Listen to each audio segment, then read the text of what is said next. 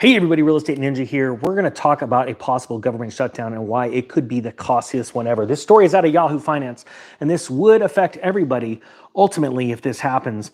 And it's entitled, Why a Government Shutdown This Fall Could Be the Costliest One Ever.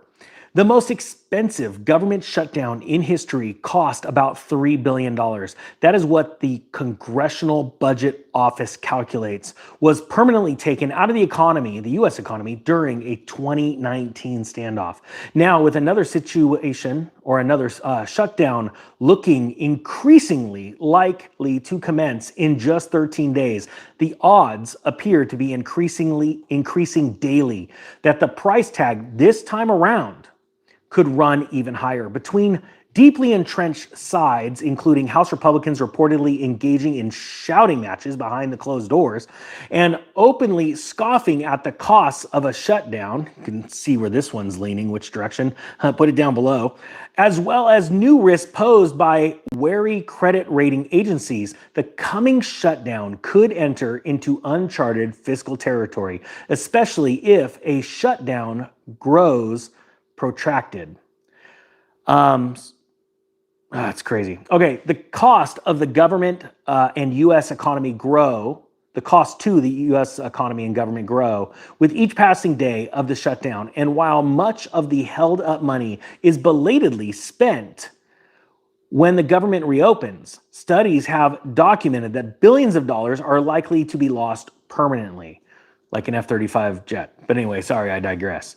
This is a real thing that impacts people's lives and doesn't seem to be a big factor in whether something gets done on time or not, notes Casey Barat of the Graduate School of Political Management at the George Washington University.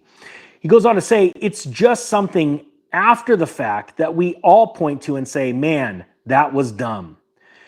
Now, check this out. It goes into a little bit more. It says, how long could the coming shutdown last? Goldman Sachs said in a recent note that its baseline expectation was 2 to 3 weeks, with Stratogas Securities similarly looking at about 2 weeks as a strong possibility. Those estimates, which plenty in Washington say are underplayed, would immediately rank among the longest shutdowns in history. To say that we're seeing history being rewritten right now, it's an understatement. And type 1 if you believe that they can, when I say they, it's both sides, force this shutdown, make it super long, because there hasn't, I believe, ever been more at risk in our government before, especially coming into this next election cycle, which we are deep into right now. And I think that both sides, both Republicans and Democrats, I don't like either of them, are hell-bent on causing fear and panic in markets. This is not going to be a good thing.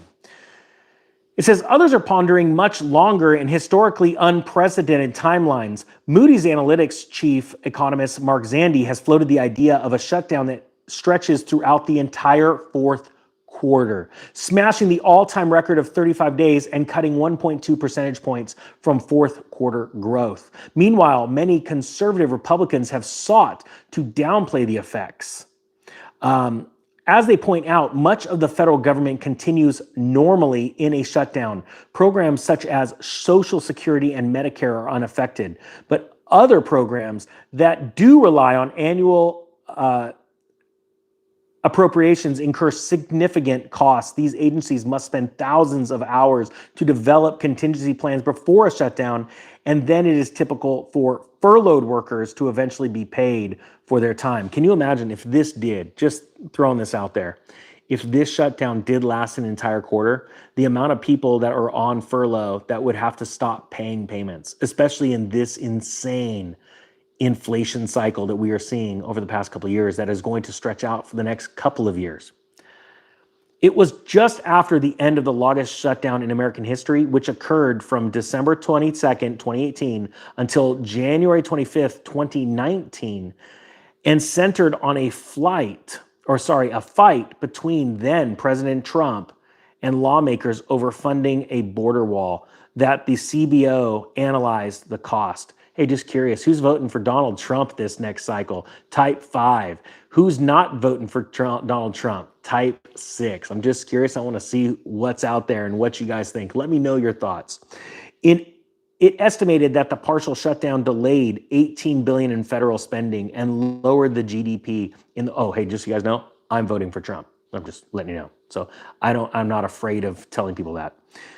It estimated that the partial shutdown delayed $18 billion in federal spending and lowered the GDP in the first quarter of 2019 by $8 billion. Much of that shortfall was made up when the government reopened, but $3 billion was permanently lost due to furloughed federal workers, delays in federal spending, and a reduction in the aggregate demand. The point being is this: I believe that we are about to see one heck of a fight on Washington, and it is going to even exacerbate this problem even more. This economy that's turning down and looking, it's already looking down the barrel of a double-barreled shotgun. The only question is, when's the trigger going to be pulled? All right, with that being said, I thank you so much for watching. This is the Real Estate Ninja channel, not the Economic Ninja channel. It's my backup channel. If you wouldn't mind hitting the subscribe button, I'd appreciate it. With that being said, the Real Estate Ninja is out.